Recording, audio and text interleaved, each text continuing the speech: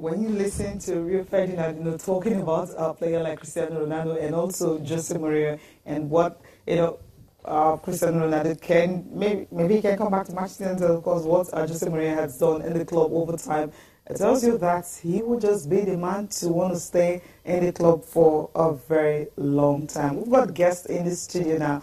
This time around we'll be talking about grassroots football, but then maybe they can also chip in something concerning Cristiano Ronaldo moving to United if it's going to be a reality. I'm talking about Istvan Kislorincz. He is in the studio. He's from the Brookhouse College Football Academy in the UK. And also we have another guest here talking about DME. He is also in the studio talking about Odeyinka Ibrahim. He's the organizer of the Shuffle Select Football Trial. They are in the studio. They will be talking grassroots football and how well we can develop grassroots football. And also, I'm going to ask Israel, how a player like Cristiano Ronaldo, how he can actually transform from being a winger and, of course, being a top nine. Good morning, guys. Welcome to the program. Good morning. Good morning. Good to have you. Now, the first question, before we talk about grassroots, I'll throw this question to you concerning Cristiano Ronaldo. As a player, evolving over time from a winger, and right now, people actually saying it's more like an out-and-out striker, a top nine now. How can a player actually transit from being, a winger, playing that position and playing it very well and scoring more goals?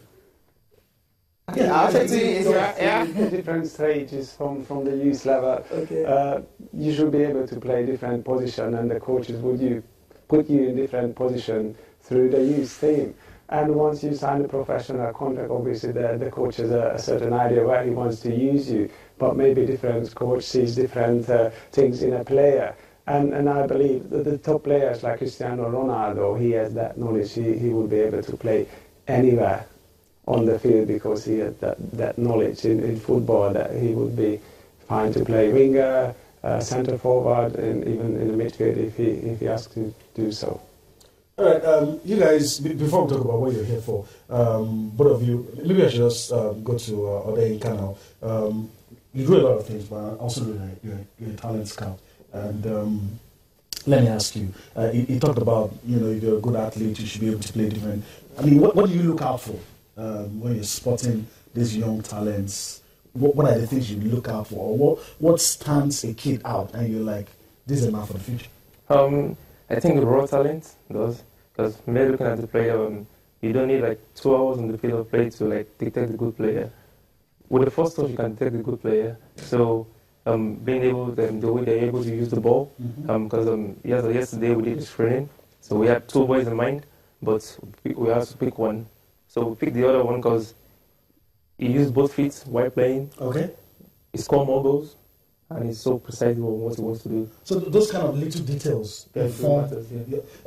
Let me ask Istvan too. I mean, do you share the same opinion, or there are still some other things? Yeah, obviously very important today football, the technique and the speed of thought, speed of play, and the perfect technique with this high speed. And I believe I was able to pick one of the player who has everything what needs to be successful in the game.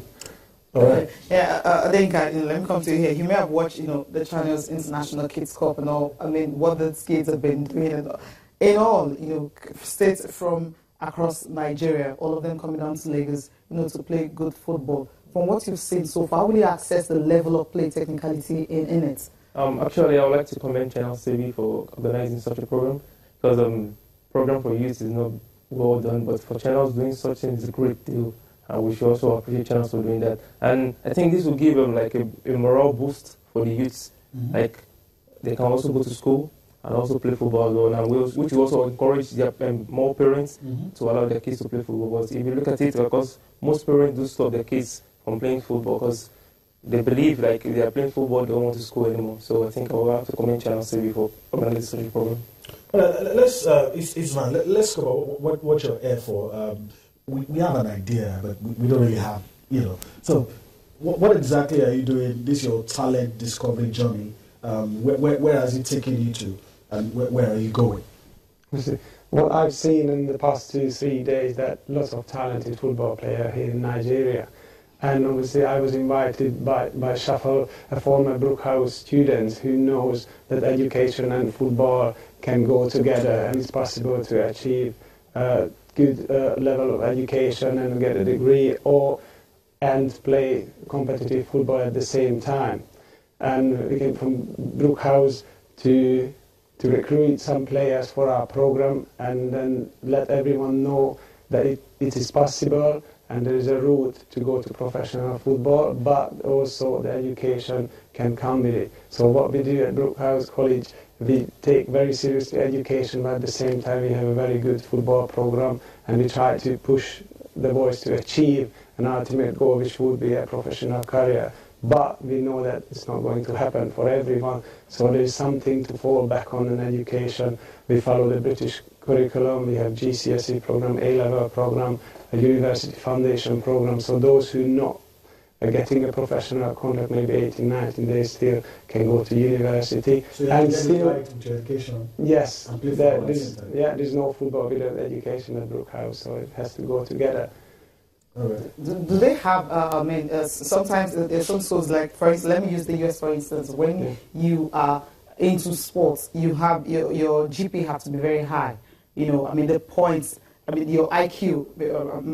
Okay, let me bring it down to, Nigeria, they talked about your curriculum. When you're in school, your grade will have to be very high. Like, for instance, in Nigeria, do you guys have something like that over there, that you have to have a particular grade, for you to be able to, go to the school and also play football? Obviously, it's better for the school if we have better students, better players, but we would be happy to take everyone, and we go as an individual, and we have the individuals as far as we can push them in education and football. So regardless of the educational background, what they achieved or their football level, we're happy to take everyone and just go from there. Okay, all right, we'll go for a break now. We'll come back. This still in the house. We'll be talking grassroots football.